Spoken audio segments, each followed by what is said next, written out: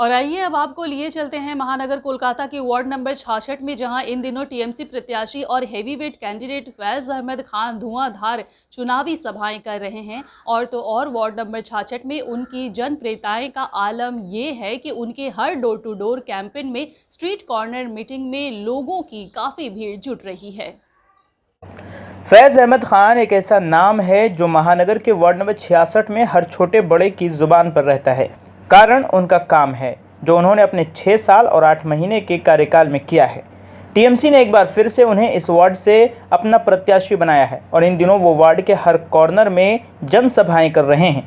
राज्य के मंत्री और कस्बा क्षेत्र के विधायक जावेद अहमद खान भी उनके हमराह लोगों के बीच जा रहे हैं। सबसे ख़ास बात यह है कि फैज़ खान की जनसभाओं में अभी से ही हज़ारों की संख्या में भीड़ उमड़ रही है और इसी से उनकी लोकप्रियता का अंदाज़ा लगाया जा सकता है। इसी संबंध में गत रात वार्ड नंबर 66 के कुश्तिया इलाके में एक पब्लिक मीटिंग आयोजन की गई, जिसमें मंत्री जावेद अहमद खान और फैज़ अहमद खान ने लोगों से कहा कि अब तक किया गया एक एक वादा पूरा किया गया है और उन्नयन की इस रथ को आगे भी जारी रखना है, इसलिए अपने परखे हुए उम्मीदवार को इस बार भी कामयाब बनाएं। अलग अंदाज तो नहीं, जो हकीकत है मैं वो बयान कर रहा हूँ।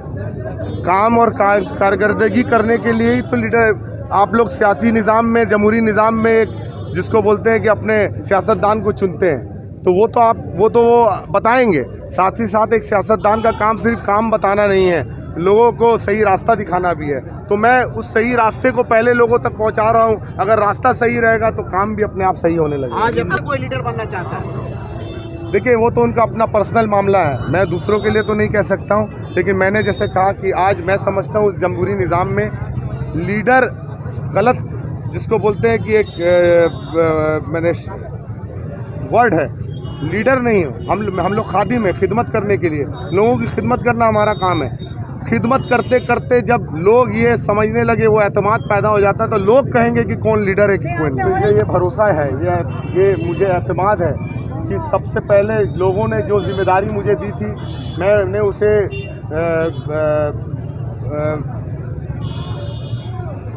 अच्छे तरीके से अंजाम देने की कोशिश की है।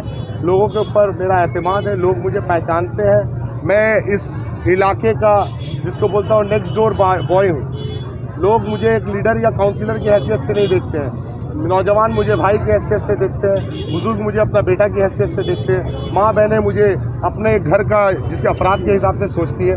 इसीलिए घर के लोगों से कुछ मांगा नहीं जाता, घर के लोग खुद ब खुद दे देते हैं। अफसोस की बात है कि जहाँ कॉन्स्टिट्यूशन आज राइट टू रिलीजन का हर कास्ट एंड क्रीड को, क्योंकि हिंदुस्तान को कायम किया गया था सेकुलर जिसको बोलते हैं फैब्रिक की बुनियाद को सामने रख करके, और हर एक हिंदुस्तानी को आज़ादी दी गई थी कि वो अपने जिसको बोलते हैं कि जिस चीज़ के ऊपर मैंने जिस रिलीजन को वो मानता उस रिलीजन को फॉलो कर सकता पूरी आज़ादी के साथ। आज बीजेपी आने के बाद इन सब चीज़ों में बहुत सारी तब्दीली देखी जा रही है। वो अपने आप में बहुत खतरे की घंटी और अफसोसनाक बात कि कौन किसको उखाड़ के फेंक देगा वो तो वक्त आने वाला वक्त बताएगा, क्योंकि मौत और ज़िंदगी देने वाला मालिक आसमान में बैठा है, कोई पॉलिटिकल पार्टी का पार्टी ऑफिस में नहीं बैठा। कुरान के हवाले से जब बीजेपी आज तमाम शोबों में, चाहे वो तालीम का शोबा हो, चाहे वो समाजी शोबा हो, हर जगह वो अपने जिसको बोलते हैं कि